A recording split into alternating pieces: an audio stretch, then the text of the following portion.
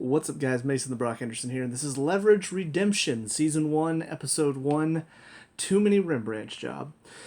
So, this is a show that I wasn't sure if I wanted to check out, mainly because I am such a huge Leverage fan, and I wasn't entirely sure if I wanted to see a new show with mostly the same cast, but some new cast members, and I don't know, I always worry about shows like this that it's going to be just like the old days, but it's not really. So I wasn't really sure if I was going to check it out and if I was going to do a review of it if I did check it out. But over the past week or so, I've been basically rewatching the whole show of Leverage just because it's been probably a couple years since I've watched it. More than a couple years. It's been a while. And so I just wanted to get refreshed, and enjoy the show again because it's such a fun show to binge. It's only 5 seasons, pretty short seasons as well, not too much strain, pretty fun as well. You just turn off your brain, you don't think too hard about everything that goes into it. It's like, is that realistic? Would that happen in real life? Who cares? It's Leverage. It's a fun heist show. You just have fun with it, and you have fun watching these over the top comedic bad guys get their comeuppance in the end. Like that in my opinion is what makes the show so great. Is getting to see these guys realize at the end that they've been beaten, they've been outsmarted, they've been outwitted by this team of modern day Robin Hoods. So coming into this, I wasn't really sure what to expect. I knew that Nate was no longer part of the show. I had to look up and find out why. Apparently, the actor that plays him has been accused of some rape allegations, and what I don't like about that is just when I look it up. Apparently, there's not really any proof of it, and I get the fact that you're not always going to have proof, but it seems like it came at a time when a lot of these allegations were coming out, and some of the allegations were true, but some of them were false because people wanted to get something. And I read some of the comments from the actor that said that that's what he thought this was this girl wanted to basically accuse him of something so she could get something in return. So whether that's true or not, I mean, I understand this show's point of view, not wanting to bring in an actor that possibly has that in his closet. Because I mean, you see what happens to so many of these shows whenever their main actor ends up in some sort of issue. It's hard to not back away from that. It's hard not to be involved in that when these things come out.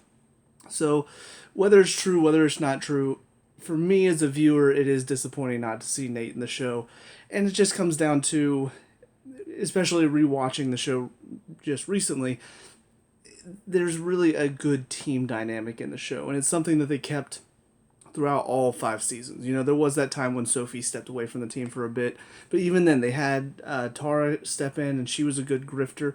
She played off of everybody really well. So there was just that good team dynamic, and now coming into this show, Noah Wile's going to be a part of it, which I do like him as an actor. I've seen him in a couple other things, mainly The Librarians, and he is a fun actor in that one. The one thing I will say that I don't think I've noticed until now, because I've seen him in a couple other things here and there, but in The Librarians, he works really well because he's kind of a goofball, and he's got that kind of goofy look to him, the big cheesy grin, and he's got this fun, playful energy about him. So when they put him in this show, and he's a bit more serious in this role, it doesn't feel right. Like, I don't know what it is, but his character doesn't seem quite right to me. And maybe he'll get better as the season goes on, but this first episode felt a little weird and felt out of character, even though I don't know anything about this character yet. And it's just because, I don't know, even when he's trying to be serious and when he's trying to be angry, I don't see anger, because it feels like he's still, I don't know, like he feels like he's holding back a smile, and I know he's not. It's just the look that he has. So I don't know if giving him a role like this was the best option. Again, I think he's a good actor, but I'll see where his character goes. I'll see if the character makes any progression as the season goes on, or if it just always kind of feels like this guy that's trying to be serious but can't. But anyways, so he's going to be stepping in. I don't know if he's going to I don't think he's going to be taking over the Nate role because he doesn't really seem as intelligent as Nate is. It does seem like he knows quite a bit about loopholes and stuff like that, being a lawyer. So maybe they're going to utilize some of those aspects. He knows a lot of legal stuff. So that's a possibility. But it seems like Sophie is going to be taking the leader role. And obviously she knows a lot about the different plays and stuff that Nate knows too. So yeah, it makes sense that she would step into the leader role. She knows a lot of the playbook. She knows what heists they could use to take on these bad guys. So I like that dynamic. The whole Sophie coming back into the grifting and all of that, I don't know if they're going to talk about that much more. She does say at the end of this, well, the job's not done because the bad guy escapes and he's going to try to track down this money that he has set aside. So clearly she's using that as an excuse to say, let's go get him. I don't know if they're going to keep talking about this whole thing about how she doesn't want to be involved. She wants to be retired.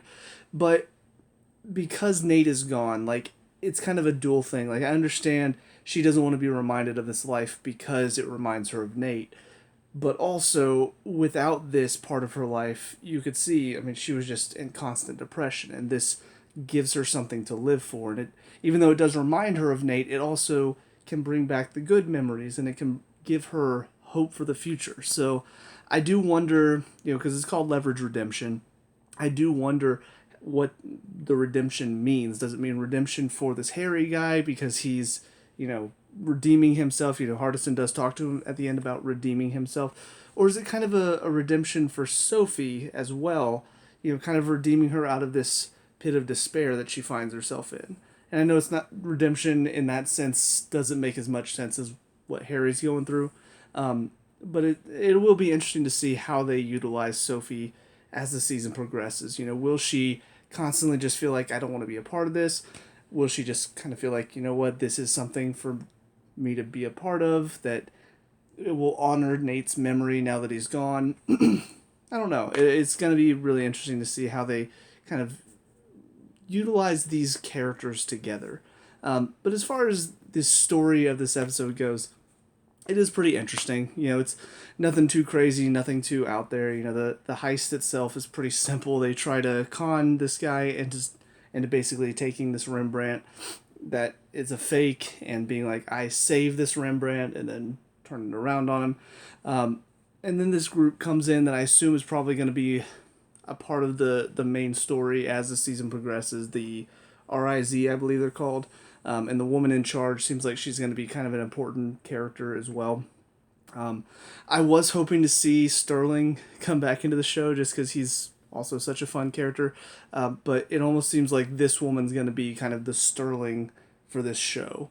Because she knows who Spencer is and she runs this private security group that, as Hardison says, dictators use them if they want people erased. So it seems like they're going to be kind of the main antagonists as the season goes on. And I don't know, I'm curious to see what all that entails. Is Nate's death somehow going to play into the whole story? Was he killed, or what happened? Because I don't know if they ever actually talk about how he died, whether it was natural causes, whether somebody killed him. I don't know. And maybe they'll utilize that. And maybe it's one of those things where they're keeping it a mystery because they don't want us to know, because they're hoping maybe, if the actor can get the charges dropped against him, or if he can clear his name, maybe we can get him back on the show. And then it's like, oh, Nate faked his death or something like that. I don't know. This is just kind of me spitballing random ideas that are popping into my head as this episode is playing, because I do want to see what they're going to do with this story. And honestly, one of the best things about this first episode is just the feeling of picking up sort of where we left off. They talk about how they've got Leverage International now, and that does bring up the idea of you're going in and possibly seeing different thieves and different people that are involved with Leverage, and kind of working with them to help out the people in these random locations and, travel the world. It's a fun concept. And really the group, they don't feel like they've lost a touch. Just going from the last episode of Leverage, stepping right into this first episode, it feels like a good continuation. It feels like the team is still working together. You've still got the Elliot and Hardison kind of brotherly love going on where they have fun, but then they argue and bicker a lot, and Elliot gets pissed off at Hardison, and just so much fun there. And then Parker's still a little weird. She is better at the leverage thing in general. She talks about how she has been running a lot of these operations, so she doesn't really need Sophie's help when it comes to playing a character anymore, which is good progression for her. But she's still weird. She's still got her quirks. She still loves to steal stuff. The scene at the end, or near the end, when Harry's talking about like stealing all of these different paintings and replacing them with a fake in all of these different art museums in under 24 hours, just the look and just shaking, and she's just getting so excited for it. I'm just like, this feels like it's the same team. Like, nothing has changed personality wise. They've gotten better, they've matured a bit more, they know what they're doing a bit more, but they're still the same people, they're still the same characters, and I kind of love that.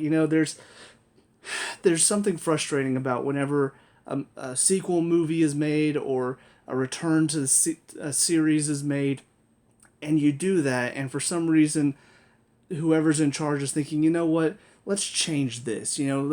Let's make some changes. The stupid thing in sequels when they're just like, you know what, let's break up that couple that got together in the first one because we need to have them get back together in the sequel. That whole thing, I just don't like it because it feels out of character. It feels unnatural. So to see this show basically say, no, we're not going to change a whole lot. Obviously, we can't have Nate, so we'll just say his character died. And that'll be kind of how everybody comes back together. That's how everybody's working together. But they're still the same characters. They haven't changed as people. I love that because it truly does feel like a nostalgia trip. So again, I hope they have some fun ideas and clever ideas for this, because the heist itself in this one was a little underwhelming. And I think a lot of that is down to we had to focus more on let's get the team back together. And also having it go wrong because we have to introduce this group that's going to be, I guess, the antagonists. So it does sort of end on, I guess, a bit of a nice note where they do manage to take him down, but again, he's not really stopped yet. So maybe in the next episode, since it's going to be the same guy, we know who he is, we know what they're trying to do. He's trying to get this money, and they're going to try to make sure he can't get away. So it's a good setup. We don't have to spend a whole lot of time setting up who he is and setting up his whole organization and all of that. So now we can focus more on let's see a fun and clever heist happen. I'm excited. I look forward to seeing what they're going to do with this season. And it's probably going to be one episode at a time reviews because these are slightly longer episodes. And I do want to talk about these in a bit more detail and just sort of have some fun discussing because these are fun show. This is a fun show. So, that's about it. Let me know what you guys think down in the comment section below. What were your thoughts on this first episode? Let me know. We can talk about and discuss all the good stuff. Leave a like and subscribe. Future Leverage Redemption reviews, and I'll see you guys in the next one. Peace out.